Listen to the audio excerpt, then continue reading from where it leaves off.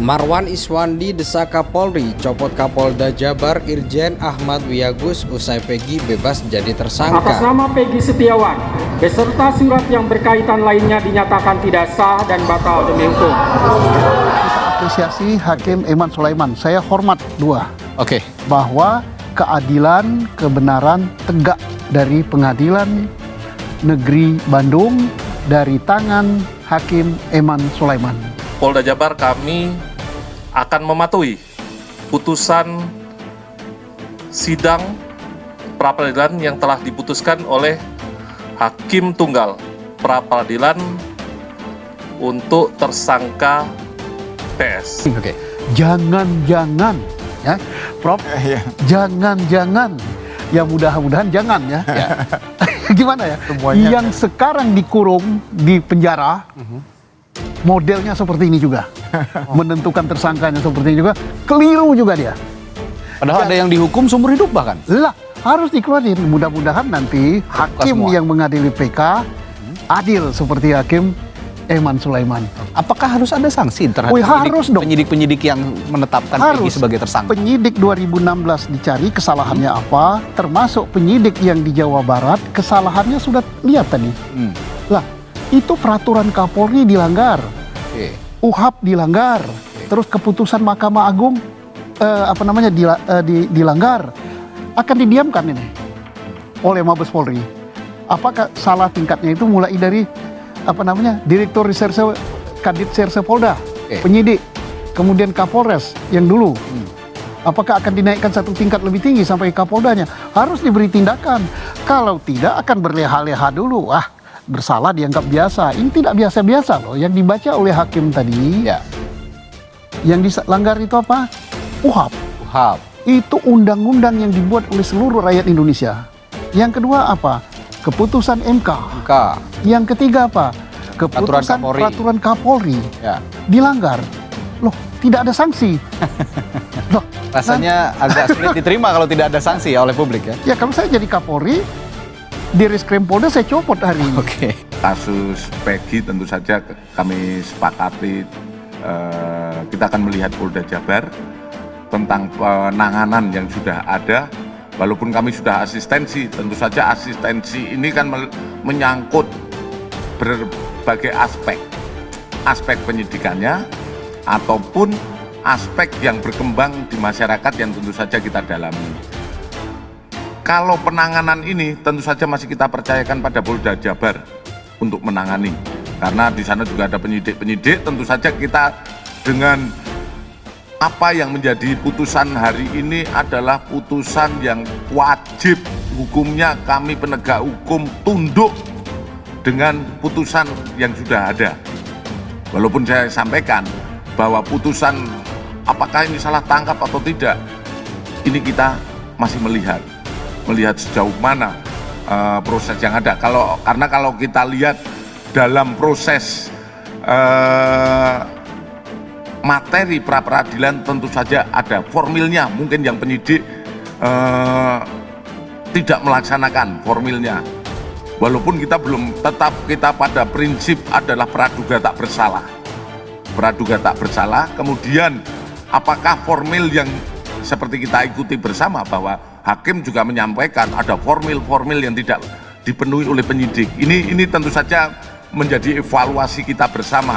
Buntut panjang dari dikabulnya gugatan pra-peradilan Peggy Setiawan, kini kubu Peggy Setiawan mendesak Kapolri Jenderal Listio Sigit Prabowo untuk mencopot Kapolda Jawa Barat Irjen Ahmad Wiyagus dari jabatannya.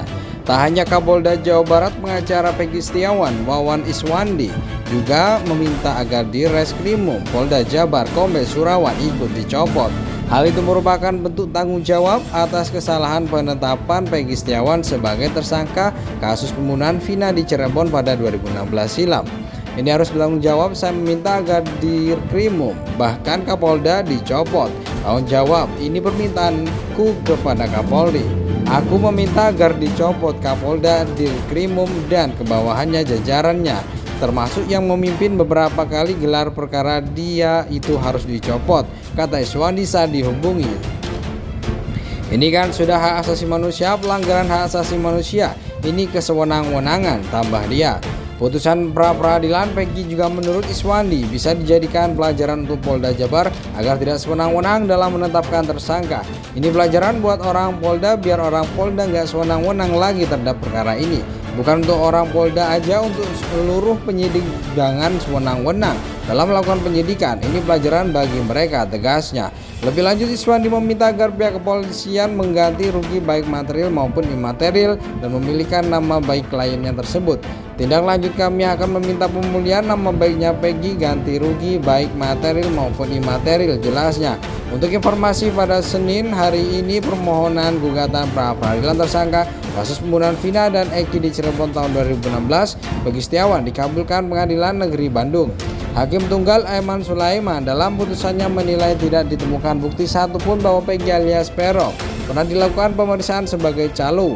Atas dasar itulah penetapan tersangka atas pemohon haruslah diingatkan tidak sah dan batal demi hukum, ujar Aiman di PN Bandung. Berdasarkan pertimbangan di atas, alasan permohonan pra-peradilan harusnya beralasan dan patut dikabulkan. Dengan demikian, petitum pada pra-peradilan memohon secara hukum dapat dikabulkan untuk seluruhnya, tambah Eman. Adapun Peggy melayangkan gugatan pra-peradilan atas penetapan sebagai tersangka oleh Polda Jabar dalam kasus pembunuhan Vina dan Eki asal Cirebon pada 2016. Gugatan pra-peradilan Peggy yang diajukan pada 11 Juni 2024 itu terdaftar dengan nomor 10 PID Pra 2024 PN Bandung. Peggy Setiawan ditangkap setelah menjadi buron selama 8 tahun atas kasus pembunuhan Vina dan Eki di Cirebon pada 27 Agustus 2016 lalu. Proses penangkapan itu terjadi di Bandung, Jawa Barat pada Selasa 21 Mei 2024. Kepala Bidang Hubungan Masyarakat Polda Jawa Barat Kombes Pol Jules Abraham Abbas menerangkan Peggy diduga sebagai otak pembunuhan Vina. Tersangka PS diduga sebagai otak kasus pembunuhan disertai pemerkosaan yang terjadi 8 tahun silam. Jules dikutip dari Kompas TV. Jules menerangkan tersangka ditangkap ketika pulang dari tempat kerjanya sebagai buruh bangunan sekitar pukul 18.32 waktu Indonesia Barat. Polisi menangkap Perong saat pulang bekerja sebagai kuli bangunan di kawasan Jalan Kopo, ujarnya. Buntut panjang dari dikabulnya gugatan pra-peradilan Peggy Setiawan. Kini kubu Peggy Setiawan mendesak Kapolri Jenderal Listio Sigit Prabowo untuk mencopot Kapolda Jawa Barat Irjen Ahmad Wiyagus dari jabatannya. Tak hanya Kapolda Jawa Barat, pengacara Peggy Setiawan, Wawan Iswandi, juga meminta agar di Reskrimum Polda Jabar Kombes Surawan ikut dicopot. Hal itu merupakan bentuk tanggung jawab atas kesalahan penetapan Peggy Setiawan sebagai tersangka kasus pembunuhan Vina di Cirebon pada 2016 silam. Ini harus bertanggung jawab. Saya meminta agar Dirkrimum bahkan Kapolda dicopot. Tanggung jawab, ini permintaanku kepada Kapolri. Aku meminta agar dicopot Kapolda, Dirkrimum dan kebawahannya jajarannya.